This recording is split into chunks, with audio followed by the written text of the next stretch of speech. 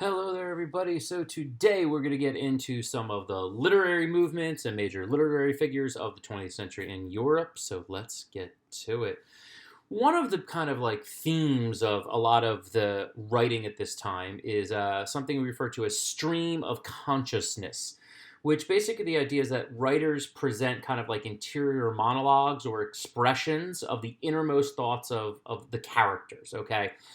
And what happens is it's a little disconnected, it's a little disjointed because it's not this regular like back and forth um, dialogue. Rather, we see a kind of an in and out, if you will, of like the conscious or the interior thoughts, and then back to like regular dialogue and what was happening.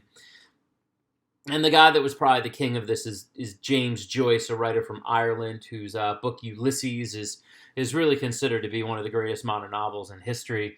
It was published in 1922, and it basically told the story of one day in the life of ordinary people in Dublin by following the flow of their inner dialogue and their inner thoughts. And it really was a brilliant book, and it was just a different way, I think, to kind of show the human condition and how we function.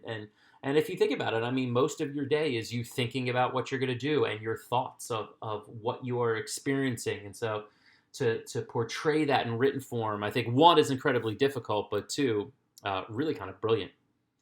Another writer kind of in the genre at the time was Virginia Woolf. She really kind of comes to prominence as a writer as part of kind of the Bloomsbury Circle, which was a group of writers that were kind of seeking to create new artistic and literary forms, and in many ways trying to kind of like reform the novel by getting away from the ideas of the traditional Victorian period.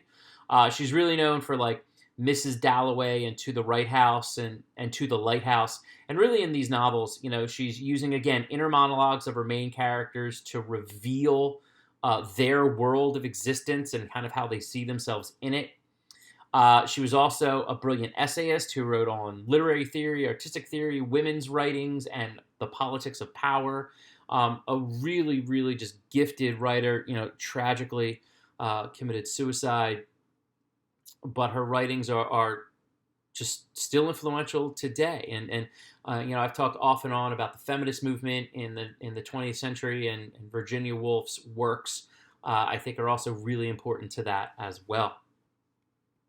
Another writer with this group as well is Hermann Hesse, really influenced by both Carl Jung and the Eastern religions, particularly like Buddhism and Hinduism and Taoism and stuff like that. And really what his books focus on are like the focuses of like spiritual loneliness of modern humans in this mechanized and urban society. And you see that in his books Demian, Steppenwolf, and one of my personal favorites, Siddhartha. And you can see a lot of kind of the trials and tribulations that people go through, but really addressing spirituality. I'll talk a little bit about religion in another video in the 20th century, but Hesse is really, really powerful here. We also, going into like playwriting and things like that, we have, and novels, is this idea and this theme, if you will, of the theater of the absurd. And really what it's all about is just like a new convention in drama. And probably the guy that was the head of this was Samuel Beckett and his famous play, Waiting for Godot. Beckett's there on the left. And the idea is that the action on the stage is not actually realistic. For instance, in Waiting for Godot, two men are just waiting like forever for the appearance of someone with whom they may or may actually not have an appointment. There's no background on these men. And what we're looking here is trying to hold the audience in suspense because they just don't know anything. And the interesting thing is when you don't have that, it's not about trying to figure out what's going to happen next. It's really trying to comprehend what's going to happen now or what is happening in that moment, because you don't have a lot of backstory. You also don't know, they're not forecasting to anything. So it was really a wonderful look on how to kind of live in the moment. And we also saw this in some novels as well, because there was a lot of disillusionment with the Cold War, looking at the world as kind of meaningless with, in many cases, a desolate worldview. And the guy at the front of this was Gunter Grass in his novel, The Tin Drum. And again, we're just seeing that there's almost, and sometimes this aimlessness, if you will. And again, we look at the impact of wars, we look at the impact of disillusionment of society, and this is something that's at the forefront of that.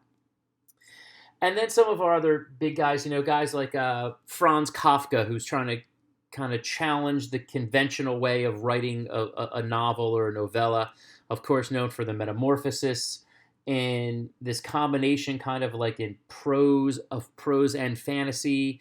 And in many ways, it's looking at like what are Western values and are these good values or not. And this really got to the core of that. Erich Maria Remarque, All Quiet on the Western Front, really trying to knock down that idea of the glory of war. And he himself, being a World War I veteran, understood exactly how horrible war was and all the issues that were surrounding it. And this book really just brilliantly did that and showed that. And then you get a guy like Gabriel Garcia Marquez, who is kind of at the forefront of this concept of magic realism, which combines like realistic events with dreamlike or fantastic backgrounds. In this particular case, this book was set in the fictional town of Macondo, and it's seen over a course of several generations of the Buendias family, and it jumps back and forth between fact and fantasy, and a lot of death and destruction. And the idea here, though, is to try to understand fantasy and fact and how that actually depends on one's point of view. And just, he's a Nobel Prize winner, just incredible, incredible work. And then you have a guy like Milan Kundera, who wrote The Unbearable Lightness of Being. And this is a guy who's from Czechoslovakia, who deals with, oppression on behalf of the Soviet Union. And what's interesting about this book is that it doesn't despair from the political repression. He allows his characters kind of use love as a better way to a better life. And the big theme is the idea is that you may lessen the human spirit, but you can't destroy it. And so we have a lot of different things going on in these literary movements at this particular time, and lots of different angles and things that people are really trying to convey. Okay, hopefully that gave you a little sense of the movements at that time, and I will see you guys soon.